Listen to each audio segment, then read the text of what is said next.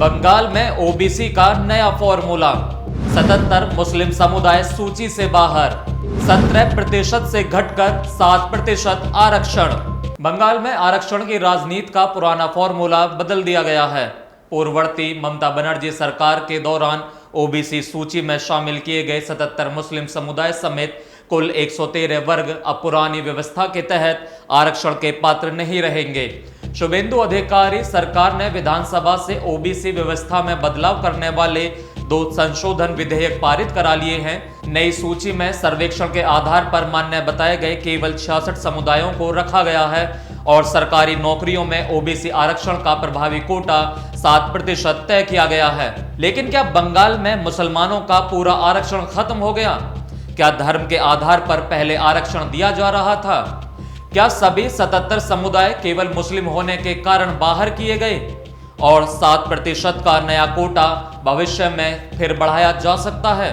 आइए सियासी दावों से अलग कानून और तथ्यों के आधार पर पूरा मामला समझते हैं। विधानसभा से कौन से 2 बिल पास हुए? पश्चिम बंगाल पिछड़ा वर्ग आरक्षण संशोधन बिल 2026, पश्चिम बंगाल पिछड़ा वर्ग आयोग संशोधन बिल 2026। 19 जून 2026 को पश्चिम बंगाल विधानसभा ने ओबीसी कानूनों में बदलाव करने वाले 2 विधेयक पारित किए। पहला संशोधन सरकारी सेवाओं और पदों में पिछड़ा वर्ग आरक्षण से जुड़ा है। दूसरा विधेयक पश्चिम बंगाल पिछड़ा वर्ग आयोग की संरचना और अधिकारों में बदलाव करता है। इन विधेयकों को पिछड़ा वर्ग कल्याण मंत्री गौरीशंकर घोष ने विधानसभा में पेश किया। सरकार ने कहा कि नई व्यवस्था कलकत्ता हाई कोर्ट के मई 2024 के फैसले के अनुरूप तैयार की गई है। पुरानी और नई ओबीसी सूची, पुरानी व्यवस्था, नई व्यवस्था। 113 अतिरिक्त वर्ग हटाए गए। इनमें 77 मुस्लिम वर्ग सर्वेक्षण आधारित 66 वर्ग ओबीसी ए और ओबीसी बी, एक संशोधित ओबीसी सूची, प्रभावी ढांचा 17% तक, नया कोटा 7%। यहां आंकड़ों को ठीक तरीके से समझना जरूरी है। पूर्व व्यवस्था में ओबीसी को 2 भागों में बांटा गया था, ओबीसी ए और ओबीसी बी। इनमें अलग अलग 10 और 7% आरक्षण का ढांचा बताया जाता था। नई व्यवस्था में पुरानी श्रेणियों का पुनर्गठन करते हुए 66 समुदायों के लिए 7% कोटा तय किया गया है। सरकार के मुताबिक पूर्ववर्ती व्यवस्था में जोड़े गए 113 वर्गों के लिए पर्याप्त फील्ड सर्वे नहीं हुआ था। इनमें 77 मुस्लिम और 36 गैर मुस्लिम उपसमूह बताए गए हैं।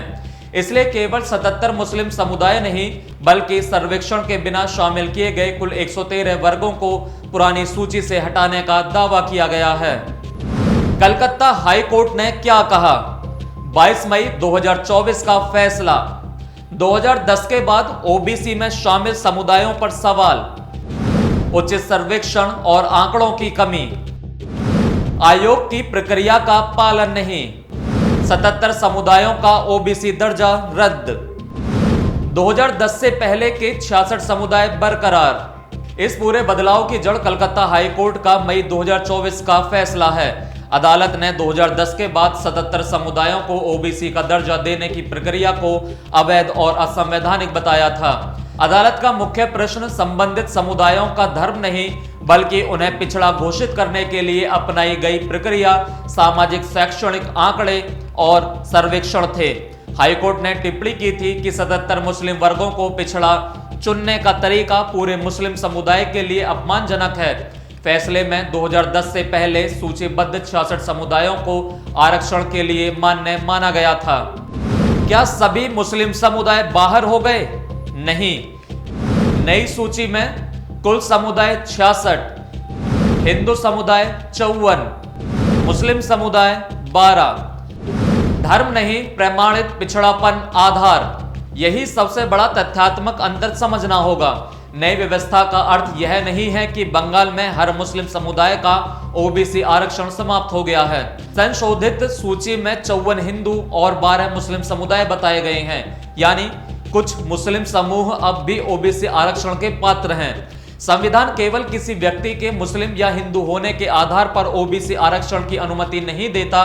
लेकिन किसी भी धर्म के भीतर सामाजिक और शैक्षणिक रूप से पिछड़े समुदाय को उचित जांच और आंकड़ों के आधार पर ओबीसी सूची में शामिल किया जा सकता है।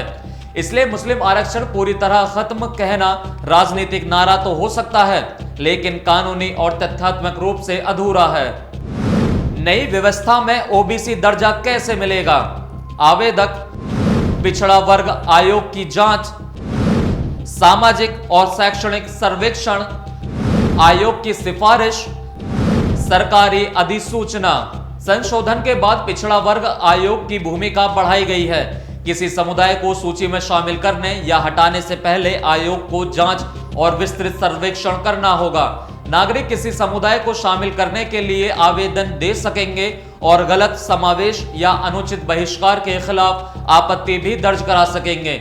इसका उद्देश्य यह सुनिश्चित करना बताया गया है कि भविष्य में ओबीसी का दर्जा वोट बैंक, राजनीतिक दबाव या केवल धार्मिक पहचान के आधार पर ना मिले।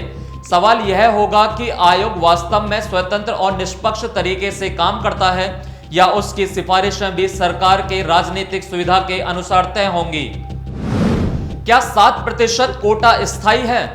फिलहाल 7%, लेकिन सरकार कर सकती है नए सर्वेक्षण, समुदाय का पुनर्वर्गीकरण, अलग अलग पिछड़े समूह, गजट से कोटे में संशोधन, एससी, एसटी और ओबीसी आरक्षण कुल 50% से अधिक नहीं। 7% का कोटा हमेशा के लिए तय नहीं माना जा सकता। संशोधित ढांचे में सरकार पिछड़ा वर्ग आयोग की सलाह पर भविष्य में समुदायों को अलग अलग समूहों में बांट सकती है। उनकी सामाजिक और शैक्षणिक स्थिति के आधार पर अलग आरक्षण प्रतिशत भी तय किए जा सकते हैं, लेकिन कुल आरक्षण पर 50% भी सामान्य संवैधानिक सीमा लागू रखने की बात कही गई है।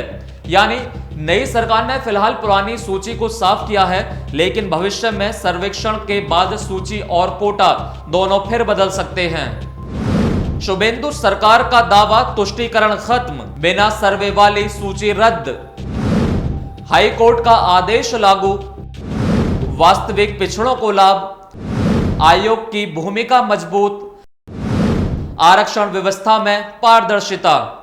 मुख्यमंत्री शुभेंदु अधिकारी की सरकार इसे ममता बनर्जी के कथित तुष्टीकरण मॉडल पर प्रहार बता रही है। सरकार का आरोप है कि टीएमसी शासन में पर्याप्त सर्वेक्षण के बिना बड़ी संख्या में मुस्लिम समुदायों को ओबीसी सूची में शामिल किया गया, जिससे वास्तविक पिछड़े वर्गों के हिस्से पर असर पड़ा।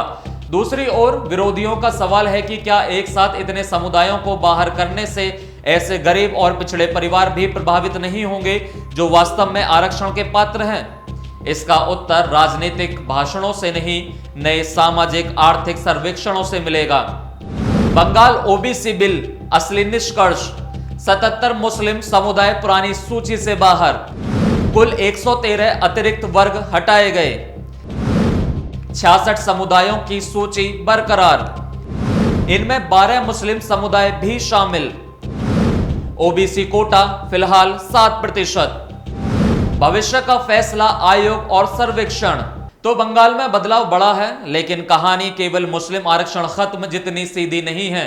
पुरानी ममता सरकार की ओबीसी सूची बदली गई है, बिना पर्याप्त सर्वे के शामिल बताए गए 113 वर्ग हटाए गए हैं। इनमें 77 मुस्लिम समुदाय शामिल हैं, लेकिन 12 मुस्लिम समुदाय अब भी संशोधित ओबीसी सूची में मौजूद हैं। यानी नई व्यवस्था का कानूनी दावा धर्म को बाहर करना नहीं, बल्कि सर्वेक्षण और प्रमाणित पिछड़ेपन को आरक्षण का आधार बनाना है। अब असली परीक्षा शुभेंदु सरकार की होगी। क्या सर्वे निष्पक्ष होंगे? क्या वास्तविक पिछड़ों को उसका अधिकार मिलेगा? क्या आयोग राजनीतिक दबाव से मुक्त रहेगा? और क्या आरक्षण वोट बैंक का हथियार बनने के बजाय सामाजिक न्याय का माध्यम बन पाएगा? क्योंकि एक राजनीतिक खेल खत्म करने का दावा करना आसान नहीं है, लेकिन पारदर्शी और न्यायपूर्ण व्यवस्था बनाना उससे कहीं अधिक कठिन है। आपका इस वीडियो पर क्या कहना है? अपनी राय कमेंट बॉक्स में जरूर दें। वीडियो अच्छी लगी हो तो शेयर करें और लाइक करें।